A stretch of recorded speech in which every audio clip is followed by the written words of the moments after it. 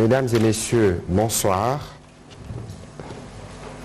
Nous nous retrouvons ce soir dans des circonstances graves. Vous avez tous suivi hier que le soir de Noël a été marqué par cet attentat qui a touché à la ville de Béni. Des compatriotes sont morts dans des circonstances macabres. Et donc ce soir, nous avons parmi nous le gouverneur militaire de la province du Nord Kivu, le lieutenant-général Constant Ndima. Il séjournait ici dans le cadre de la conférence de gouverneurs et il était encore à Kinshasa pour d'autres réunions sur l'état de siège et les opérations conjointes qui se déroulent dans cette partie du pays. Et donc c'est avec lui que nous allons passer en revue la question spécifique des attentats, à savoir ce qui s'est passé. Et bien avant d'entrer dans le vif de notre sujet du jour, la situation, les derniers bilans que nous avons récoltés ce soir fait état de 8 compatriotes décédés, dont un officier de forces armées de la République démocratique du Congo, capitaine à la 22e brigade, qui était avec son épouse et son enfant au restaurant. Tous ont perdu la vie. Les services de sécurité et les corps médicaux ont dressé un bilan provisoire établi pour le moment à 20 blessés, à la suite donc de l'explosion qu'il y a eu hier, parmi lesquels on a dénombré 2 jeunes filles, 2 jeunes garçons, 2 dames fracturées au niveau de membres inférieurs, 2 autres dames blessées graves, le bourgmestre de la commune de Rwenzori, le bourgmestre adjoint de la commune de Moulekera. Tous ces blessés reçoivent des soins médicaux depuis hier, ceux qui étaient respectivement à l'hôpital de Niakoundé, La Brèche et la clinique de la police nationale congolaise ont été transférés ce matin à l'hôpital général de Béni. À l'heure actuelle et depuis hier soir, vous pourrez peut-être voir les images un moment, les services de sécurité poursuivent la fouille des débris pour identifier avec exactitude les types d'engins qui avaient été utilisés et pour essayer justement de remonter la filière et de déterminer les origines. Mais déjà, une attaque de cette ampleur organisée le jour de Noël, vous savez bien à quel type de menace nous faisons face. C'est donc une attaque terroriste islamiste. Le président de la République a condamné avec la dernière énergie l'attentat qui a occasionné les décès de ses concitoyens. Il y a eu l'occasion de revenir dessus à l'occasion de son adresse à Kabe et à Kamanga. Et donc avec lui, comme le gouvernement, nous adressons nos sincères condoléances aux familles éprouvées et nous leur témoignerons la solidarité qu'il faut pour les accompagner dans ces moments de dures épreuves. Nous voulons ici saluer l'élan de solidarité que nous avons vu des compatriotes exprimer à l'endroit des amis et des frères qui sont dans cette partie de Béni. Le gouvernement tient à leur assurer que toutes les dispositions sont prises pour que nous puissions assurer, pour ceux qui en ont besoin, une prise en charge psychologique en des circonstances d'une telle gravité. Cet attentat ne vient pas dissuader les forces de sécurité qui sont déjà à l'œuvre dans cette partie du pays. Le gouverneur militaire à ma droite aura l'occasion de vous dire que nos services étaient avisés parce que dans le modus operandi des ADF, lorsqu'ils sont acculés dans leurs bastions respectifs, ils s'en prennent à la population à travers ces actes désespérés et d'une rare violence. Le gouverneur aura l'occasion de revenir d'ici et de dire d'autres mesures supplémentaires qui ont été prises ou renforcées. Nous invitons la population à ne pas céder à la panique, à la manipulation. Elle doit par contre continuer à vaquer librement à ses habitations, à ses occupations. C'est ce qui a été fait aujourd'hui parce que la vie doit continuer, même si les terroristes ont frappé, mais il faut qu'on continue à vivre avec cet ennemi. Et pour mieux vivre avec cet ennemi, il faut suivre scrupuleusement les mesures sécuritaires qui sont annoncées. Et donc voilà, c'est à travers ces mots que nous allons commencer cet échange. Avant que je ne passe la parole au gouverneur, je tiens à rappeler que ces actes de lâcheté et de brutalité ne vont nullement ébranler l'engagement du président de la République et du gouvernement, encore moins la détermination de nos forces armées, de nos services de sécurité à combattre jusqu'à la dernière énergie tous ceux qui troublent la paix partout en République démocratique du Congo. Voilà en mots introductifs. Je voudrais donc, Monsieur le gouverneur, vous saluer et vous remercier de participer à cet exercice de redevabilité dans un moment qui est grave. Vous deviez déjà repartir dans la province du Nord Kivu, mais nous vous avons gardé spécialement pour que nous puissions avec vous fixer l'opinion et rassurer davantage nos compatriotes sur les actions et les initiatives que vous prenez en charge pour garantir la sécurité. Je voudrais donc vous passer la parole pour nous annoncer ou nous rappeler les mesures sécuritaires que vous avez prises. Je vous en prie, mon général. Merci, Excellence, pour la parole. Permettez-moi d'adresser ma profonde tristesse et aussi ma colère à toute la population du Nord Kivu, mes administrés en général et plus particulièrement ceux du territoire de Béni et Béni territoire et ville qui est aujourd'hui endeuillée. Colère pourquoi je recommande aussi à la population et les encourage de ne pas céder. Et nous ne céderons pas, je connais notre population qui s'attache fortement à leur terre. Je crois qu'ils ne laisseront pas faire ces ADF terroristes qui font tout pour créer la terreur pour que notre population cède leur terre. Excellence, dans les villes et les agglomérations, les grandes agglomérations, nous avons pris des mesures de sécurité suivantes. La constitution des unités des FARDC et de la police destinées à la défense des villes et des agglomérations importantes. Vous venez de le dire, Excellence, les ADF terroristes qui sont traqués dans les profondeurs aujourd'hui, ils vont toujours, nous devons nous attendre à cela, revenir dans les agglomérations pour s'aimer davantage la terreur. Constituer des checkpoints pour contrôler les mouvements des personnes et des biens.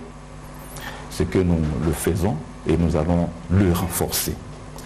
Ce qui a permis d'appréhender plusieurs terroristes et des quantités d'explosifs avec leurs transporteurs. Organisation de bouclage qui ont permis d'arrêter plusieurs bandits à main armés et la saisie des armes de guerre et de plusieurs produits prohibés. Organisation des patrouilles pédestres et motorisées. Ce que nous le faisons et nous devons le renforcer. Mise en place du couvre-feu. Nous savons, nous disons à notre population de subir cette restriction, c'est pour leur bien. C'est pourquoi nous allons durcir encore le couvre-feu qui est déjà en cours dans la ville de Béni, qui était de 21h, nous allons les ramener à 19h. Nous le faisions par avant de cette façon. Et pour les villes de Butembo, de Goma et les autres villes, nous ramenons à 20h. Sur le plan opérationnel, renforcement des opérations sur le terrain à travers les deux secteurs opérationnels Sokola 1, Grand Nord et Sokola 2, Nord Kivu. Je vous annonce, Excellence, que nous avons reçu du commandant suprême le renfort en unité de canines qui va nous aider à pourchasser, à suivre le terroriste ADF dans les profondeurs, dans la forêt, et aussi voir, découvrir les explosifs si l'on peut en avoir, parce que sur le terrain, nous faisons face à beaucoup de pièges par des engins explosifs. Voilà. Voilà, Monsieur le gouverneur, je crois que vous avez brièvement rappelé les mesures qui ont été prises, notamment ce soir le renforcement, le durcissement de couvre-feu, la multiplication de patrouilles pédestres, de checkpoints pour nous assurer. C'est dû à la période, parce que c'est une période des fêtes où les personnes se retrouvent en famille, et donc c'est les moments propices que choisissent les terroristes pour attaquer les populations. On va prendre quelques questions. On va commencer par l'avenir.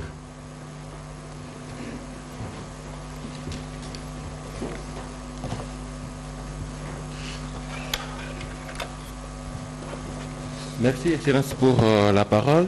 Je vais poser une petite question à mon général.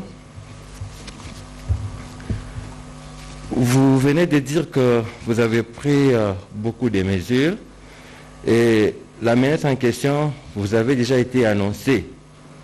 Pourquoi alors avoir accepté que les populations se retrouvent dans une boîte de nuit? Pourquoi avoir accepté cela aussi longtemps que vous connaissez très bien que la menace était permanente? Est-ce une erreur ou bien vous avez minimisé la menace? Je voudrais aussi poser une petite question au ministre en charge de la communication et des médias sur une parole prononcée par le chef de l'État qui a été à la base de la polémique. C'est la fameuse phrase « Nous dimashi amumenu ». Je voudrais que le ministre donne, s'il peut nous donner un vrai entendement afin de dissiper la polémique qui s'est répandue au sein de la population. Merci. Merci. Je crois, avant que le général ne prenne la parole, je voudrais revenir sur l'heure à laquelle cet attentat s'est produit. C'était entre 19h et 20h. C'était le jour de Noël. Et donc, on prend des mesures pour garantir la sécurité, mais les mesures que l'on prend, ce ne sont pas des mesures qui visent à étouffer des populations qui vivent déjà sous beaucoup de pression. Et donc, les terroristes, ils pouvaient frapper dans une maison, ils pouvaient frapper partout. Et d'ailleurs, le général peut-être le dira mieux, c'est parce qu'il y a eu de la vigilance dans la population que ces mouvements suspects ont été remarqués, qui s'est fait exploser à l'extérieur et pas à l'intérieur, ce qui aurait pu occasionner plusieurs menaces. Mon général, vous pouvez répondre à la question. Et selon vous avez donné la réponse. Le terrorisme, c'est un combat de tout le monde. Et dans les pareilles circonstances, nous ne pouvons pas dire que nous étions informés. Non. Vous voyez, c'est lui, le terroriste, qui, vous avez vu les images qui ont circulé sur les réseaux sociaux, ces morceaux qui ont circulé, on a vu, ce qu'on peut voir, c'est la tête, qu'on a vu ces porteurs d'engins. C'est comme n'importe quel citoyen qui se promène. Mais lui, particulièrement, il était déguisé un peu, on l'a vu un peu bizarre comme un fou, se présentant devant cette terrasse. Nous le faisons toujours avec notre population. C'est grâce donc à la vigilance des vigiles de cette terrasse qui l'ont interpellé et directement il a actionné l'engin. Ça, c'est le terrorisme. Il n'a pas un fond où il n'a pas... C'est comme un voleur qui vous surprend. Donc, c'est dans ce sens-là, nous n'étions pas informés qu'à tel jour, peut-être qu'il y aura ça, non. Nous avons déjà connu ça au mois de juin. Heureusement, pour cette église-là, c'était avant l'entrée des fidèles. Nous avons connu ça, c'est lui qui a fait exploser au rond-point. Il cherchait donc à aller vers là où il y a plusieurs personnes. Et aujourd'hui, vous avez vu que nous avons connu cette explosion à l'entrée du bar. Son Excellence venait de le dire. S'il pénétrait à l'intérieur, nous serions encore très touchés par cette déflagration parce que c'est à l'intérieur du bâtiment. Merci. Voilà. Bienvenue Marie Makoumania.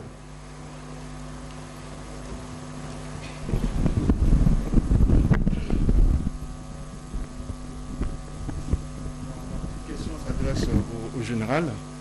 Avez-vous pu identifier ces terroristes? Est-ce qu'il est dans votre base de données? Merci. Merci pour la question. C'est peut-être un secret, nous avons quand même les bases de données. Et je venais de dire que nous avons vu que des morceaux, on a vu sa tête, et qui ressemble avec le concours de notre population. On doit savoir, est-ce que lui, il vit dans la ville? Apparemment, c'est comme si cette tête-là ressemblait à un étranger. Nous nous connaissons quand même. Nous sommes sur ça. Et cela va être déterminé. Mais c'est difficile justement d'arriver à établir ou à retracer l'identité de l'assaillant parce que son corps a été totalement déchiqueté. Et donc, mais les services appropriés, la police scientifique notamment, qui a été appuyé par l'unité anti-mine de la MONUSCO, sont en train de travailler. Je crois qu'on pourra avoir des indications, mais je voudrais ici rappeler que vous avez déjà suivi dans plusieurs de nos communications. Nous avons dit que les ADF étaient de plusieurs nationalités. Vous avez vu qu'on a arrêté des Jordaniens ici, des Jordaniens, des Somaliens, des Éthiopiens, des gens qui viennent un peu de partout, plus d'une dizaine de nationalités. Donc ce soir, on ne sera pas en mesure de vous dire avec exactitude la provenance, les identités. C'est pour ça que les enquêtes doivent continuer, notamment dans les traces ou les résidus des explosifs. Peut-être que ça peut donner des éléments à nos services qui sont habilités. Prochaine question, Félix Matuidi, et puis ce sera Pascal Onegwa.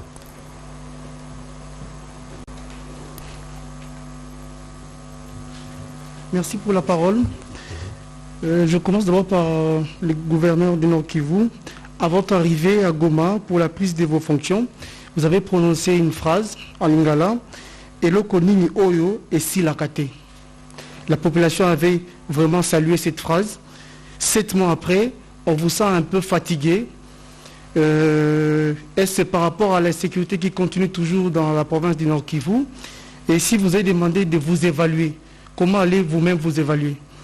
Et aussi, l'explosion à la bombe remet en cause l'efficacité de services de renseignement militaire à déjouer tous ces projets de terroristes. Quelle est votre réaction? Et la dernière question au ministre, le président uruguayen a séjourné à Goma, mais on en parle de moins en moins. Est-ce que pouvez-vous éclairer l'opinion par rapport à son séjour? Merci. Je crois qu'il faut qu'on fasse un effort pour qu'on reste dans le sujet de la conversation de ce soir. Évidemment, la question de mon ami sur les propos du président, nous pourrons y revenir à la fin. Mais je pense qu'il faut comprendre le mécanisme de fonctionnement du terrorisme. Même dans les pays les plus sécurisés au monde, les États-Unis, ils sont frappés. Mais cela ne remet pas forcément en cause tous les dispositifs. Parce que les terroristes peuvent être n'importe qui et qui peut frapper à tout moment. Je crois qu'ici, peut-être que le général vous dira, on ne peut pas vous donner les nombres des attentats ou des attaques qui ont été déjoués. Parce que généralement, lorsque cela arrive, ça procède de l'ordre normal des services de sécurité de contenir ces différentes menaces. Mais lorsque cela arrive, c'est une alerte supplémentaire, mais cela ne signifie pas forcément que le mécanisme a failli, parce que les terroristes, ce n'est pas une guerre classique. C'est pour ça que c'est une guerre complexe et qui doit être combattue avec une mobilisation et une vigilance de tous. Mon général. Et Excellence, Eloko nini esilakate, je crois que c'était une interpellation aux Congolais aussi et à mes compatriotes du Nord Kivu. Vous êtes sans ignorer que ça fait plus de 20 ans que nous sommes dans cette situation, dans ce cycle de violence. Et ça ne doit pas prendre fin. Moi, je crois qu'il y a beaucoup de ramifications concernant la situation sécuritaire qui est maintenant à l'Est. Et cela demande une approche globale, que ce soit politique, économique, notre population. Et tout le monde doit être interpellé pour que tous nous parlons le même langage devant cette menace. C'est une partie de la République qui est menacée. C'est toute la République qui est menacée. Donc, c'était une interpellation et que nous devrions faire face à cela pour que, cette fois-ci, qu'on mette fin à cela. Vous me sentez fatigué depuis 6 mois. Non, nous ne sommes pas fatigués. Nous continuons à remplir loyalement et fidèlement notre mission assignée, c'est-à-dire la neutralisation des groupes armés locaux et aussi la neutralisation des forces négatives étrangères qui écument notre territoire. C'est notre mission et qui se poursuit normalement. Vous ne savez pas, ce sera trop long pour que je donne en tout cas de bilan, qu'est-ce qu'on a fait, qu'est-ce qu'il y a à faire, tout ça. Mais nous sommes fatigués. Nous sommes en train de faire notre travail. Je venais de vous dire que de la montée en puissance de notre armée continue. Nous sommes sur le terrain et les unités commencent à être renforcées, les moyens continuent à être renforcés, tout cela pour mettre en application les opérations.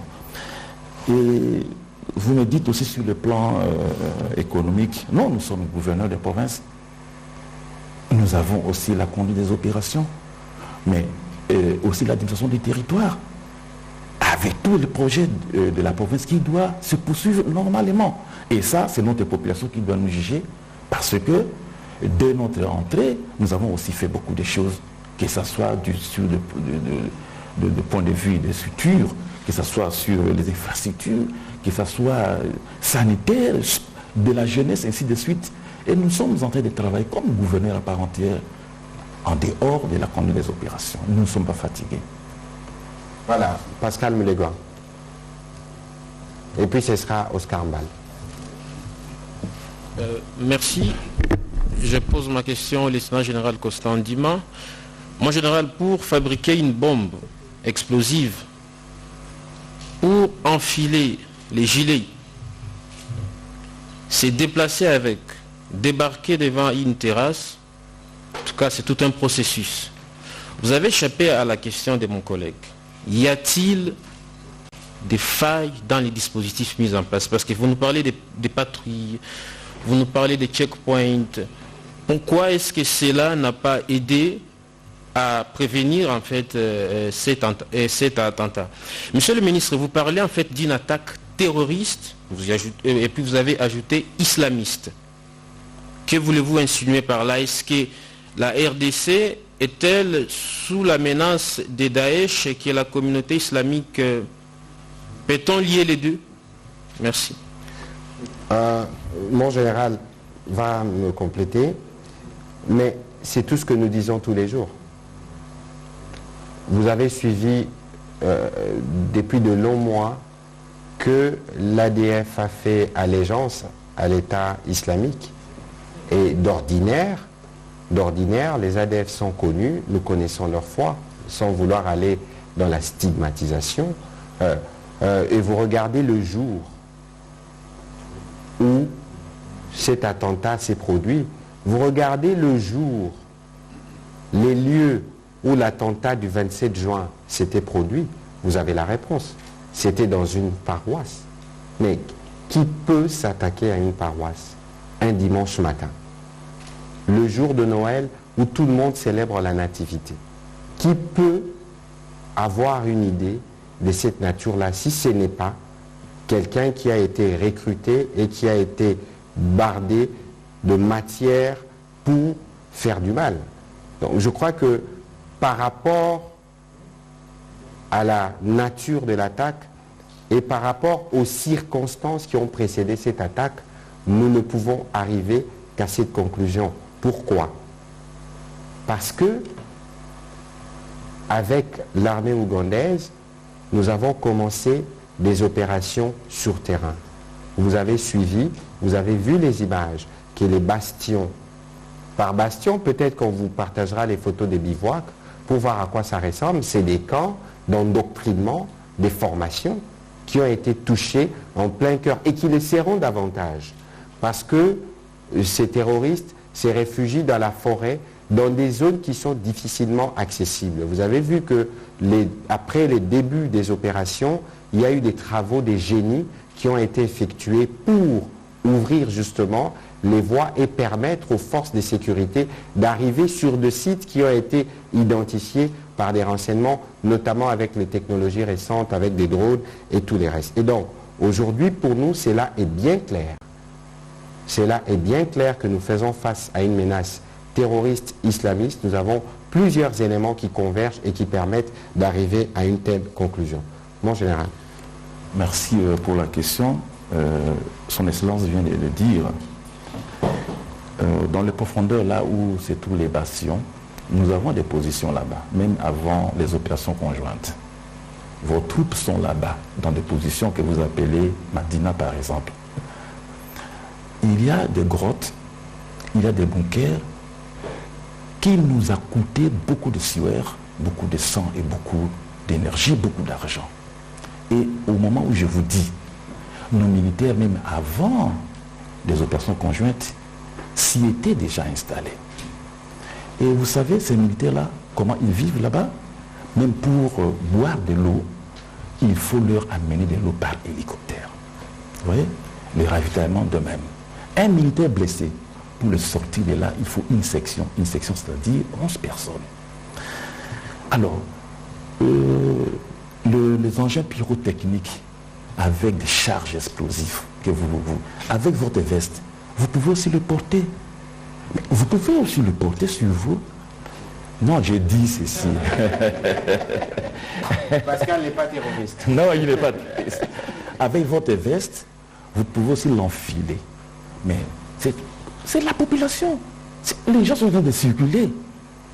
Le service de sécurité là n'est pas un magicien pour dire, ou bien un petit Dieu, pour dire que celui-là, il doit être un terroriste. C'est-à-dire le terroriste, il est dans la population.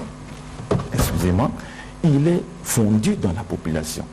Et ce sont des cellules dormantes. Une fois en profondeur, ils sont acculés, traqués. Voilà la réaction. Ils s'acharnent contre notre population.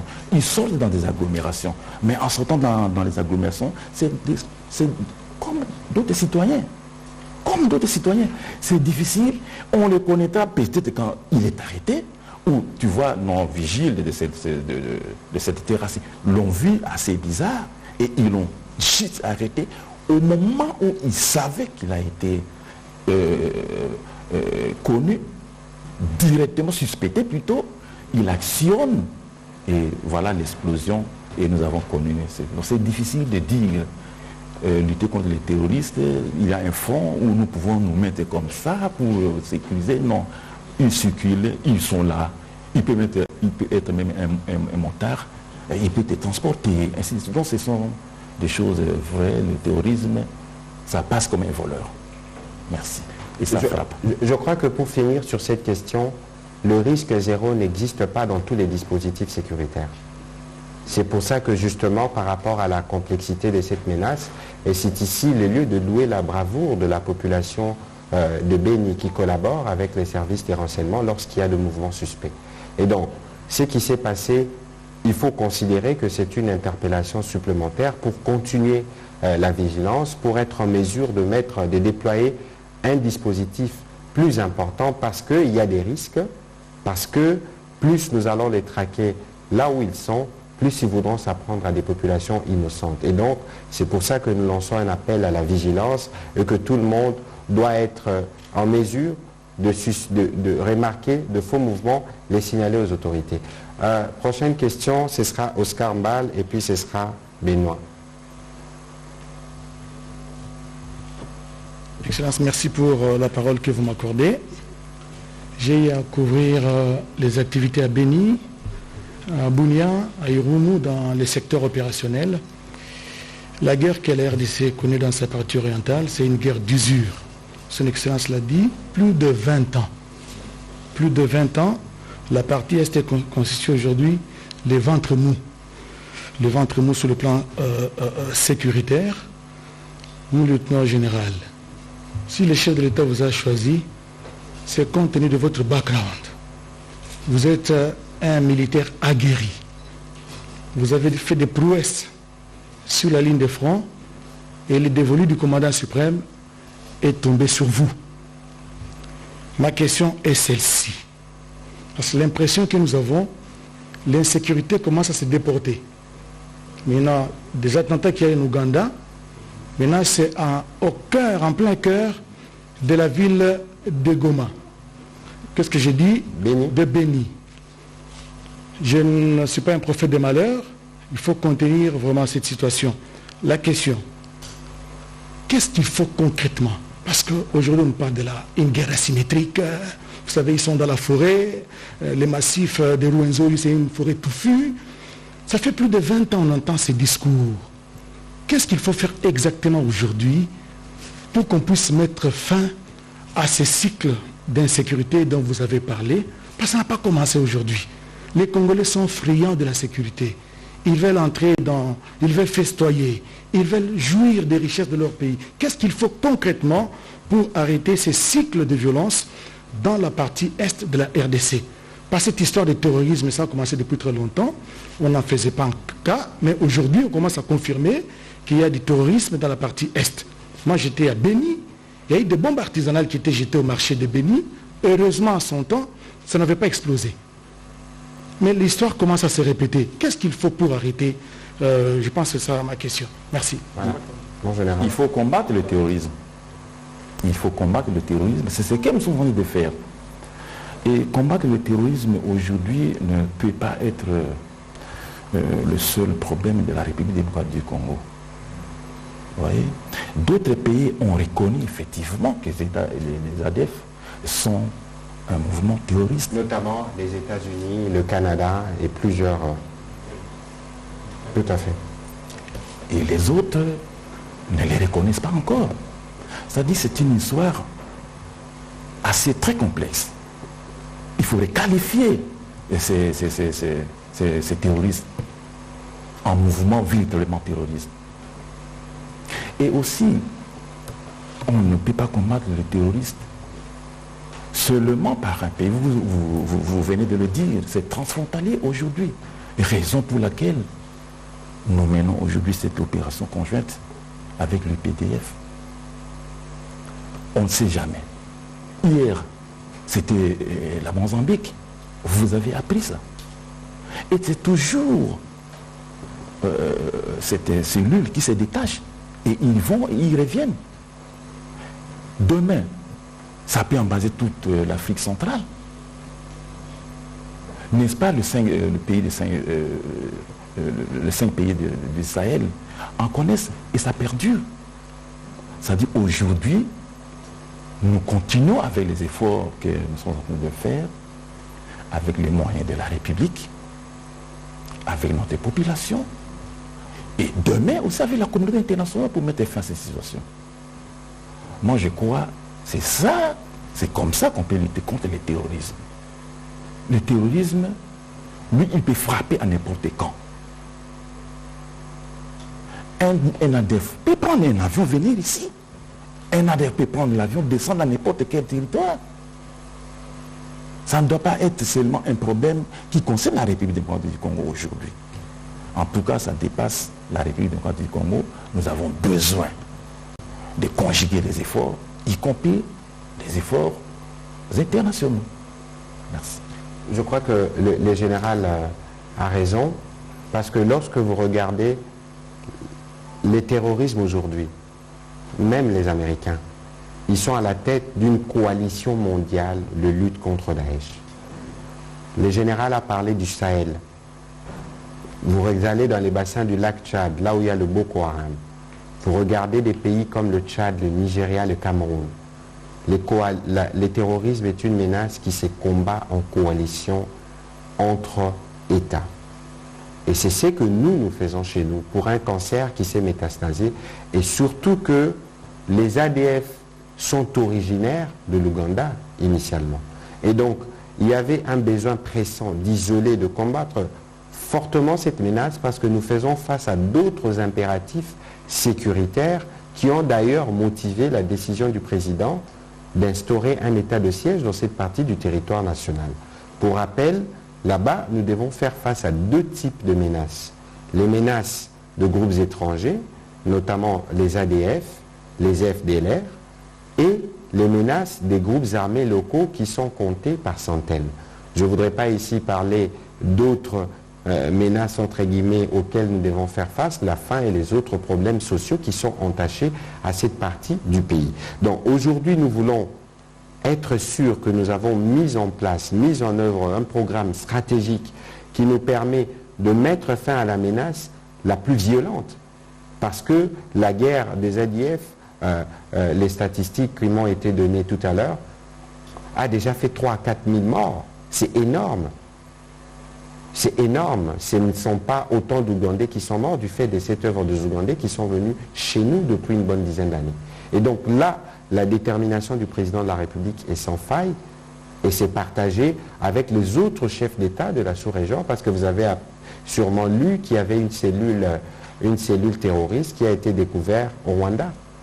Ça veut dire qu'aujourd'hui, il y a des intentions, pour ceux qui proclament Madina ici, il y a des intentions d'instaurer une forme de califat ou une forme de faire de la région de Grand Lac une région, un berceau du terrorisme avec toutes les ressources qu'il y a. Ça risque d'être une terre où ça peut prospérer. C'est pour ça qu'il y a justement cette stratégie de choc qui a été mise en place pour être sûr que nous faisons de notre mieux pour que cette menace ne s'étende plus.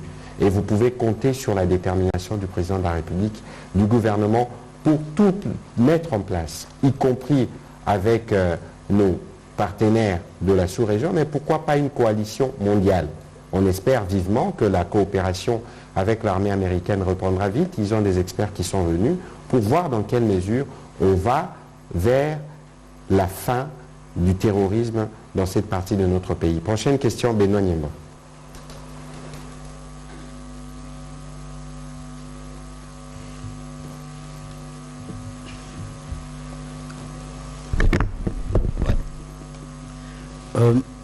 Mon général, ma question s'adresse à vous. J'ai deux petites questions. J'ai suivi il y a 2-3 jours, je crois le 22 ou le 23, où il y a la société civile qui réclamait dans une radio locale à Béni, qui réclamait à ce que les autorités allègent un peu le mesure sécuritaire pour qu'ils fêtent bien à Béni. La question est celle de savoir, est-ce que vous avez allégé les mesures sécuritaires? Est-ce que vous avez pris compte de tout ça? Parce que ce n'est pas la première fois qu'une bombe explose à Béni. Est-ce que vous avez pris toutes les mesures préventives par rapport à cette festivité à Béni? Deuxième question, toujours mon général, quel est l'état d'esprit aujourd'hui des habitants de Béni après cette explosion? Parce qu'ils ont... est-ce qu'ils ont toujours confiance à l'état des sièges? Merci. Merci pour la question. Le dispositif sécuritaire, c'était pour sécuriser la population. Vous savez que pendant l'état de siège, il y a des restrictions que la population doit comprendre et que c'est pour leur bien. Et c'est ce que nous n'avons pas fait. Vous l'avez suivi ici. Le cas particulier de Béni, nous commencions donc le couvre-feu à 20h. Et dans d'autres villes, telles Butembo et Goma et ailleurs, on allait à partir de 21h. Pourquoi Béni? Parce que c'est l'épicentre donc de notre effort principal. Et devant la situation actuelle, mais nous devons que renforcer la situation, le dispositif sécuritaire. Nous sommes condamnés à le faire, c'est notre job. Je l'ai dit que notre population nous comprend, parce que c'est pour leur bien. Votre prédécesseur venait de dire que vous avez mis des dispositifs sécuritaires. Je venais d'expliquer comment les dispositifs sécuritaires étaient mis en place et comment l'ennemi peut passer entre les mailles. Et cet ennemi-là, c'est un terroriste, c'est du terrorisme, il vit avec nous. Et je l'ai précisé que c'est une cellule dormante. C'est-à-dire, notre population doit comprendre que c'est comme ça. Pendant l'état de siège, bien sûr, il y a beaucoup de restrictions que nous devons prendre en patience. C'est pour le bien de la population. État d'esprit des habitants actuels à Béni, mais ils sont sous le choc. Nous compatissons avec notre population. Je venais d'adresser ma profonde tristesse à la population. Et aussi ma compassion à mes admissibles qui souffrent aujourd'hui dans leur chair. Demain, je vais prendre l'avion, je serai à Béni pour être à leur côté. Et nous allons leur apporter un soutien, tant psychologique, moral, et pourquoi pas financier. Donc, notre population de Béni aujourd'hui, son état d'esprit, ils sont sous le choc. Mais nous les encourageons. Moi, je leur dis ici qu'ils ne doivent pas céder à cela, à l'intimidation de l'ennemi. Nous devons combattre cet ennemi-là jusqu'au bout pour dire que nous sommes attachés à notre terre et que nous ne céderons pas cette terre aux terroristes qui veulent en faire leur bastion, qui veulent en faire leur califat pour développer le terrorisme au centre de l'Afrique. Là, nous disons non. Et je vous l'ai dit, c'est ensemble avec notre population. Ils ont déjà compris ça. Ils sont très attachés à leur terre.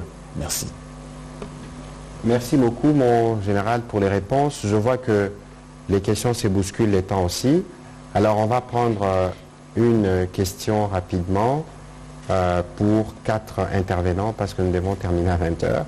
On va prendre Tite Lyongi, Marlon Kachamou, Richard Chako, Eric Izami et Didier Kebongo. Comme ça, on prend toutes les 5 et s'il vous plaît, ne soyez pas lents, comme ça nous permet de les ramasser. Il y aura M. Dani Akongo, il finira par m'en vouloir. On prendra votre question pour terminer. Merci. Merci beaucoup, Monsieur le Ministre, pour cette opportunité. Ma question, c'est à Lingala.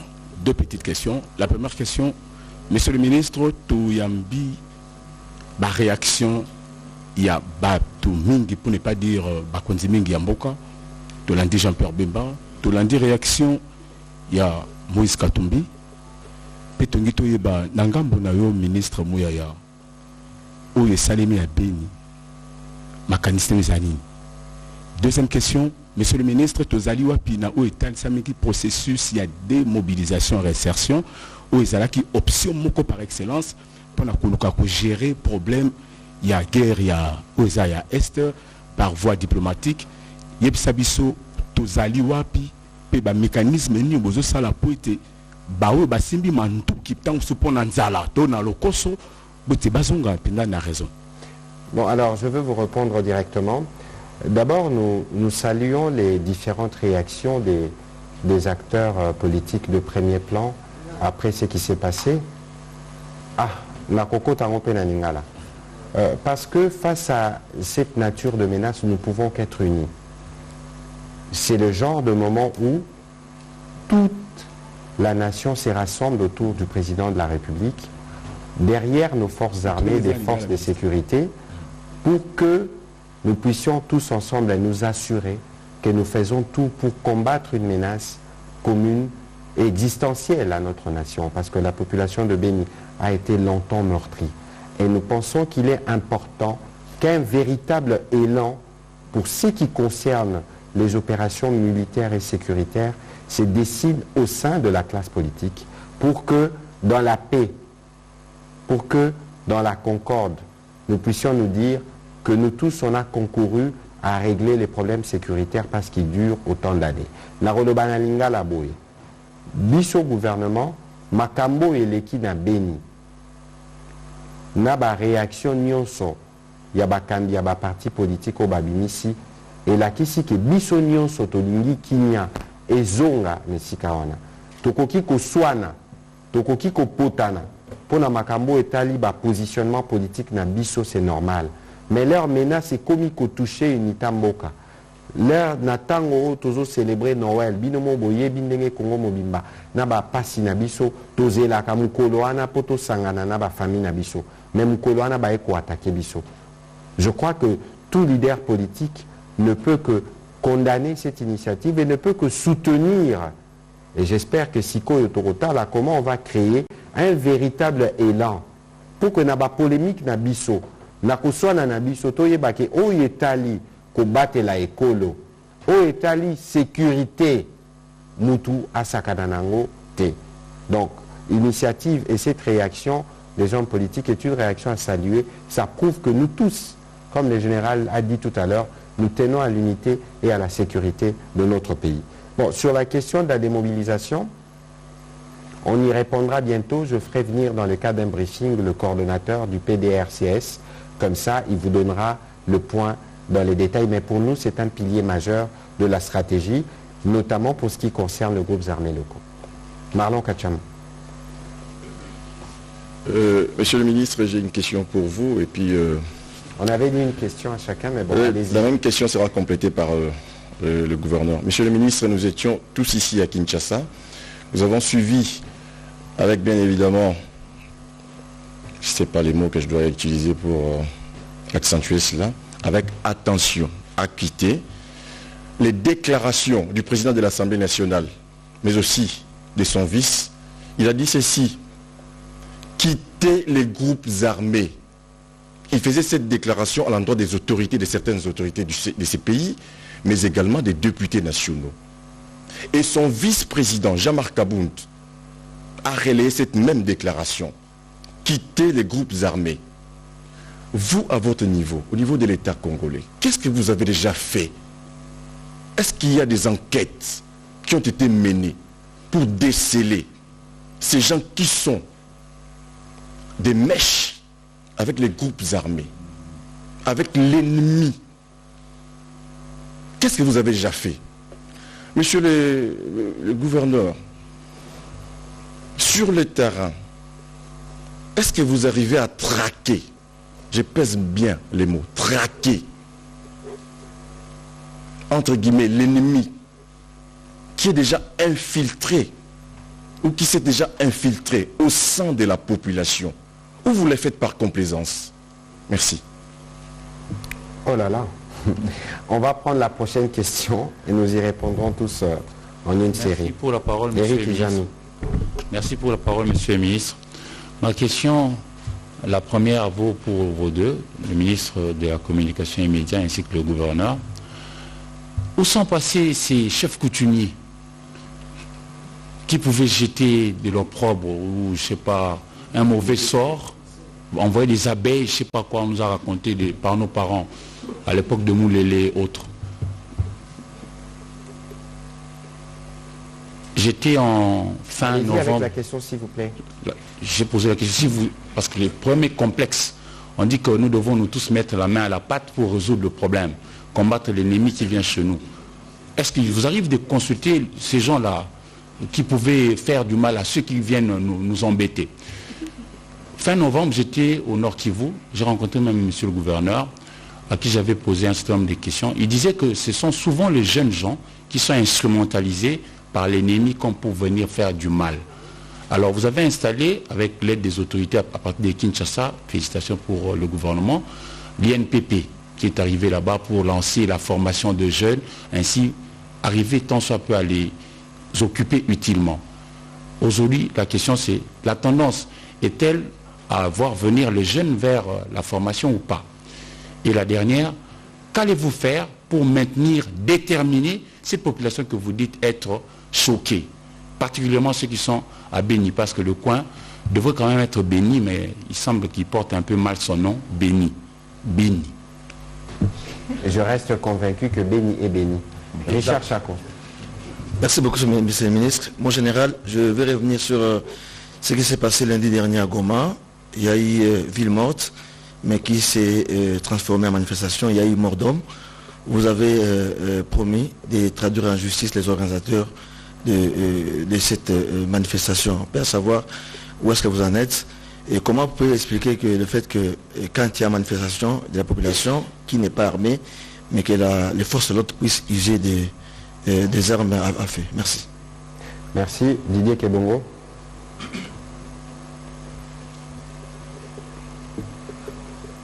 Mon général, quelle est la plus grande difficulté à laquelle vous vous heurtez pour ramener la paix à l'Est, 7 mois après l'instauration de l'état de siège?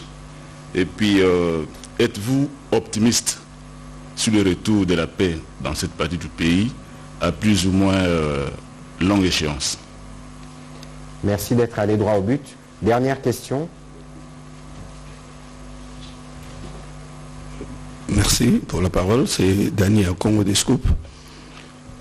Mon général, à mon avis, une guerre ne se gagne pas seulement en envoyant des troupes ou en les surarmant. C'est aussi les renseignements.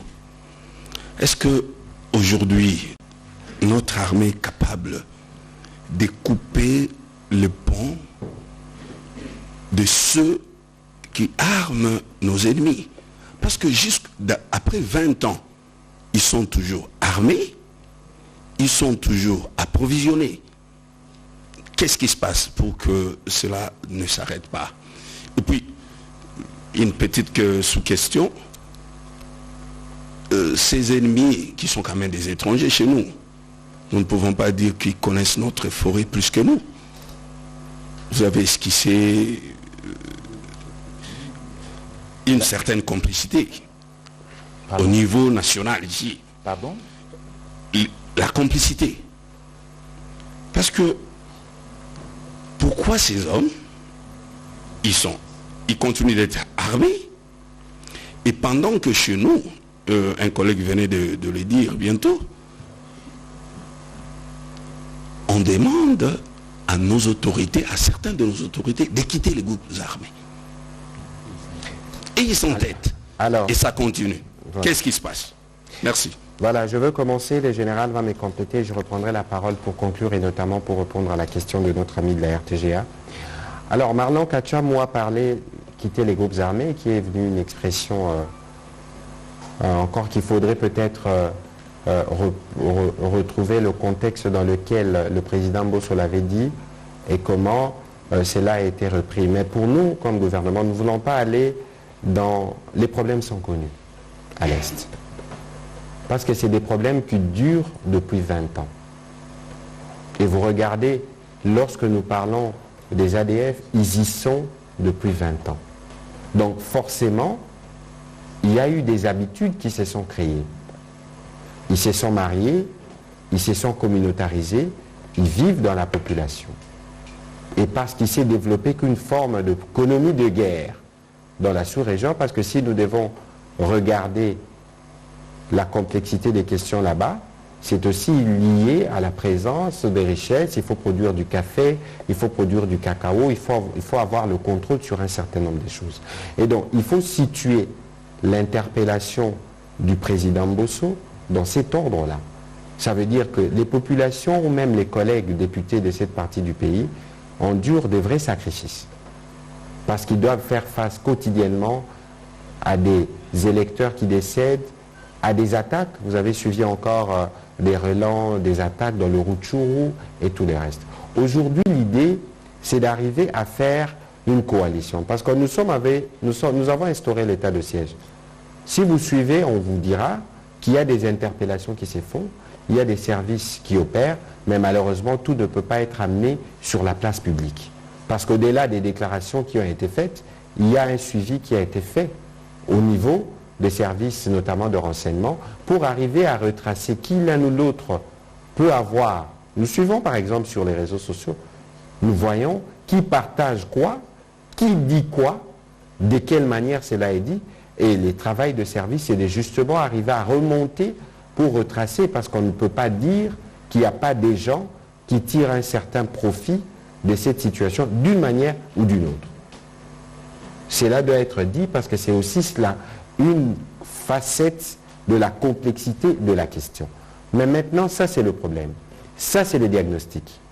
Nous, comme gouvernement, nous voulons amener la solution.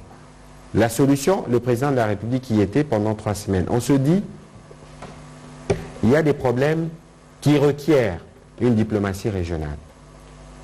Je vous ai dit tout à l'heure que nous faisions face à des menaces avec notamment de groupes armés étrangers. Qu'est-ce que nous faisons? Nous approchons le Rwanda, nous approchons l'Ouganda, nous approchons le Burundi pour qu'au plan diplomatique, pour ce qui concerne des groupes armés qui ont des liens avec ces pays, nous puissions l'isoler et résoudre le problème à ce niveau-là. Nous revenons chez nous. Nous nous disons, par rapport à la nature de la menace, à ces cancers qui se métastasent, il faut monter d'un cran les dispositifs sécuritaires. Nous instaurons l'état de siège. Nous nommons les gouverneurs militaires, les administrateurs policiers, pour nous dire, bon écoutez, cette fois-ci, nous avons aligné les meilleurs de nos hommes, ceux qui peuvent le mieux appréhender la nature de la menace. Deuxième chose. La troisième chose maintenant, c'est de dire, pour les groupes armés locaux, parce que ce sont nos enfants, lorsque vous allez, par exemple, à Nitouri, vous parlez avec le gouverneur militaire, il vous dit que les enfants Codeco, là, ce sont des enfants de ses administrés. Ce sont vos propres enfants qui se sont égarés.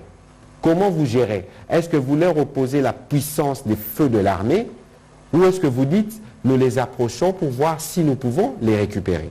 Alors, pour les récupérer, il faut un dialogue avec la communauté. Il faut une discussion. Il faut une discussion, il faut mettre en place le programme des DDR, DDRCS. Parce qu'ici, l'objectif, ce n'est pas de sortir ces enfants de groupes armés pour les remettre dans l'armée. Ici, l'objectif, c'est de les sortir des groupes armés et les remettre dans la vie civile. Ensuite, il y a des problèmes sociaux liés à la présence ou à la manifestation de l'État à travers ses services, des problèmes économiques qui sont liés au contexte général du pays. Et donc, aujourd'hui, nous, au niveau du gouvernement, sous la houlette du président de la République, nous avons toutes les pistes de solutions déployées en même temps. Bon, cela requiert pour l'armée plus d'efforts parce qu'aujourd'hui, par rapport à la complexité de la région, il faut acquérir des équipements appropriés, il faut former les militaires, il faut donner tout ce qu'il faut pour être sûr que voilà, nos équipes, nos troupes sont suffisamment nantis pour faire face à ce type de menaces. Nous les faisons, mais parce que c'est le terrorisme. Alors, nous devons voir avec les mécanismes régionaux. Voilà le dispositif qui est mis en place. Et aujourd'hui, nous pensons que c'est un dispositif qui donne des résultats. Parce que nous avançons au plan diplomatique, au plan opérationnel. Il y a des avancées, au-delà de tout ce que les gens disent, mais aujourd'hui, nous parlons des bénis. Vous savez que dans un passé récent, même parler de ce qui se passait à Béni, il y avait comme une omerta là-bas. Aujourd'hui, régulièrement, moi qui vous parle, je me suis rendu à Béni 3-4 fois. Le Premier ministre s'y est rendu au point que les gens se disent, mais pourquoi ils vont toujours là-bas? Et même le Président de la République, pourquoi, entre guillemets, on lui en veut dans la région où il est originaire? On dit, Monsieur le Président, vous vous occupez que de cette partie-là. Mais parce qu'aujourd'hui, toute la mobilisation du pays, c'est de nous assurer que nous avons remis la sécurité. Parce que c'est la sécurité qui permettra à ce pays d'être perçu différemment, de se développer et d'avancer. Alors, Éric Izam, il vous parlait des chefs coutumiers. Écoutez, je ne saurais pas aller dedans parce que je n'ai pas assez d'éléments, mais je souhaite que vous puissiez parler à vos chefs, juste sûrement dans la langue qui est la vôtre, dans les rituels qui seraient les vôtres, pour que ces chefs puissent agir et puissent nous aider à régler les problèmes. Voilà un peu, de manière amassée, ma réaction à ces questions. Mon général. Rapidement, Excellence, vous arrivez-vous à traquer l'ennemi qui est infiltré dans la population? C'est comme une complaisance. Non. La traque de l'ennemi s'est faite sur deux plans. Nous sommes en profondeur, c'est-à-dire dans la forêt, parce que vous ne connaissez pas encore la région. C'est une forêt dense. On va faire un voyage de presse avec les volontaires. Allez chercher cet ennemi-là dans la forêt, allez le traquer. Nous ne pouvons pas faire d'une façon, continuer à faire d'une façon traditionnelle, c'est-à-dire aller chercher comme on cherche la poule dans le chevet. C'est-à-dire qu'il nous faut des moyens. Aujourd'hui, il faut des instruments, il faut des drones, il faut des moyens aériens, ainsi de suite. Et nous le faisons, mon frère, avec le moyen de la République, avec les moyens que la République met à notre disposition. Nous ne sommes pas un pays nanti. Nous le faisons avec les moyens de la République. Et dans les agglomérations, je ne cesse de le dire, ça fait 3 fois que je répète, l'ennemi là, nous vivons avec. Ça dit, il peut frapper à n'importe quand. Nous vivons avec.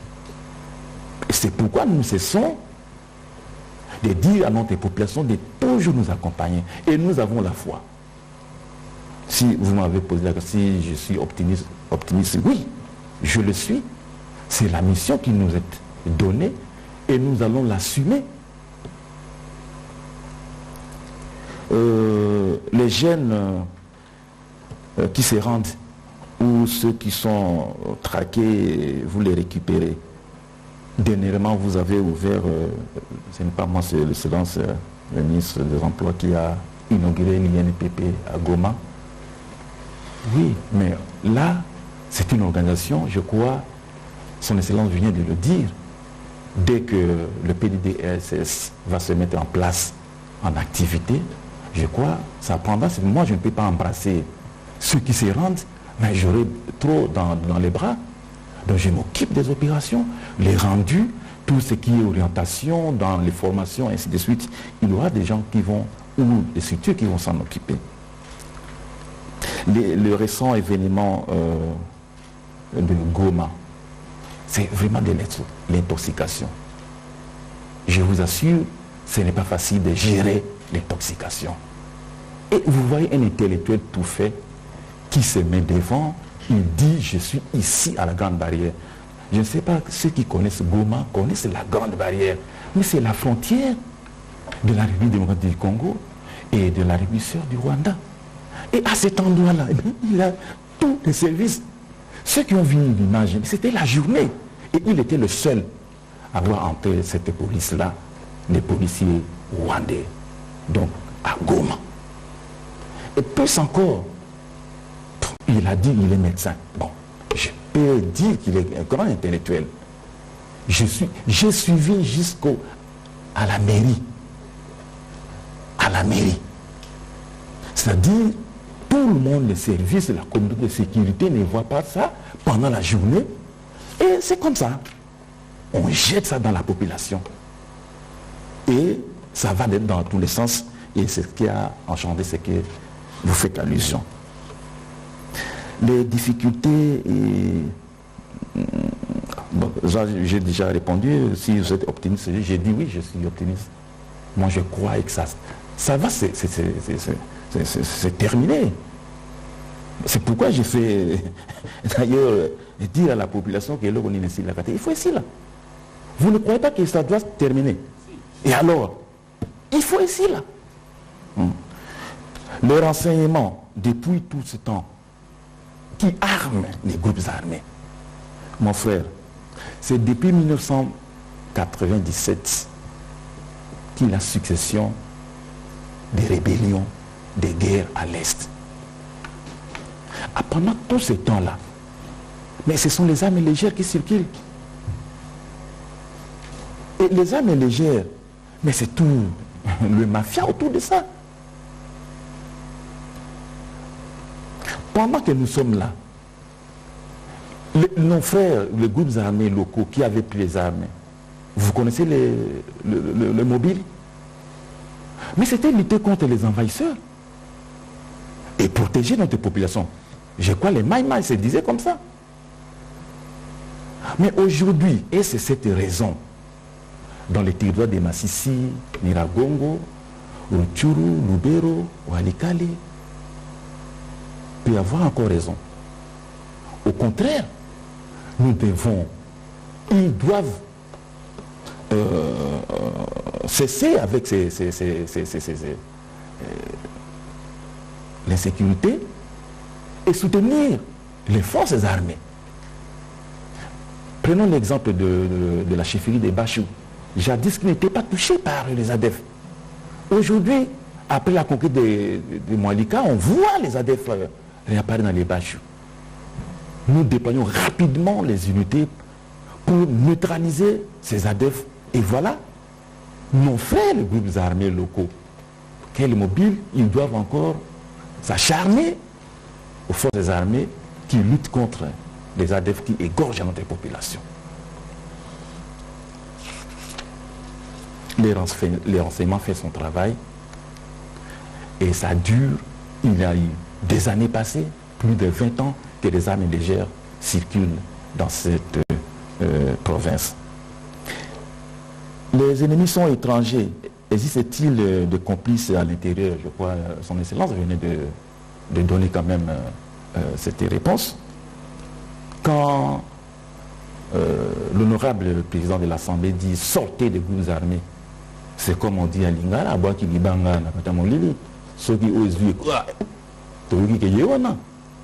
et ça doit être, ça les interpelle aussi. Qu'est-ce qu'on a constaté? Pendant que nos groupes armés locaux prenaient les armes, mais c'était derrière chaque communauté. Ça, ce n'est pas un secret, c'est la vérité. Il faut qu'on se le dise aussi.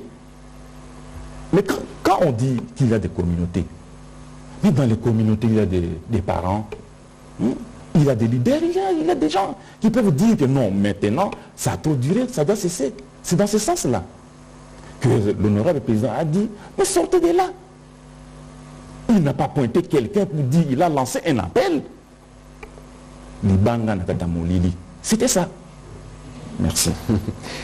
Voilà, merci mon général. Nous reviendrons sur vous pour un mot spécifiquement aux populations de Béni. Je voudrais répondre à la question de mon ami de la RTGA qui a parlé, qui est revenu sur l'utilisation de l'expression Machamoumeni, que le président de la République a utilisée au cours de son séjour dans le Kasaï.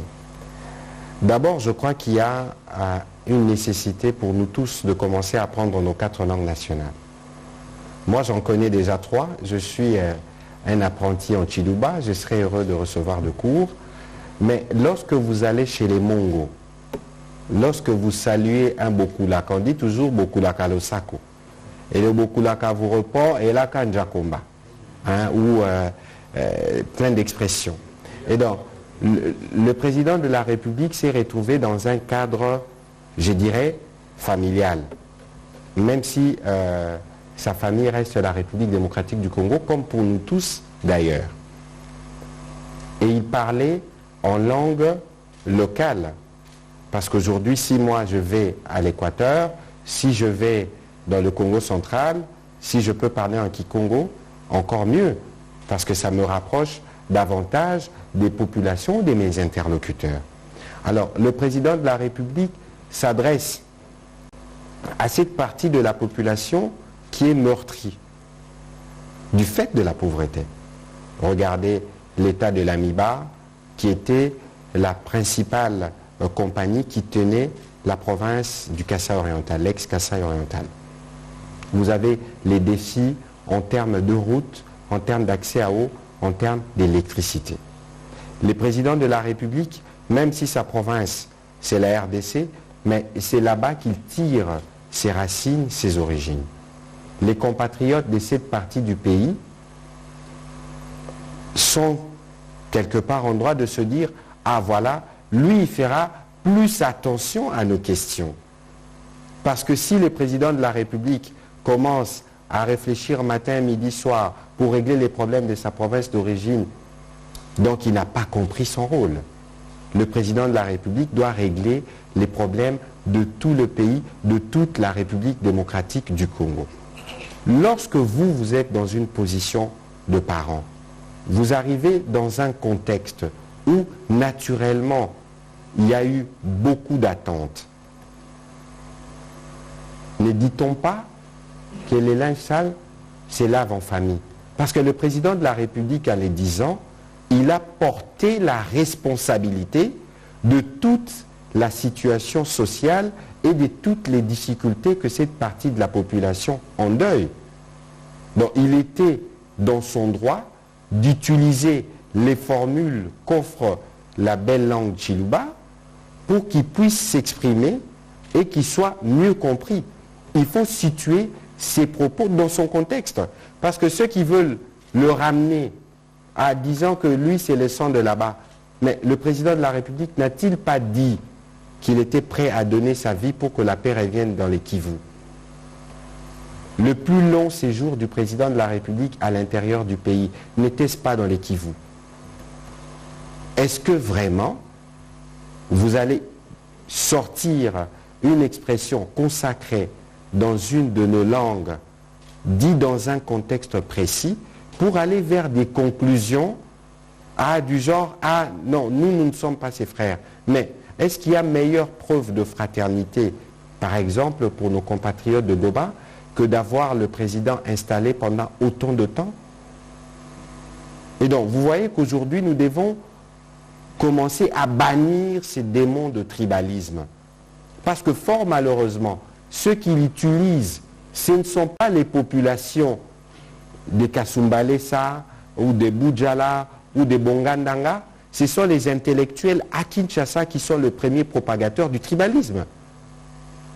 Ils veulent exacerber une question que l'on sait sensible simplement pour nuire, alors que l'intention du président de la République, c'était de s'amender, de porter le poids de toute la province et de rassurer cette population que des choses seront faites comme des choses se font partout.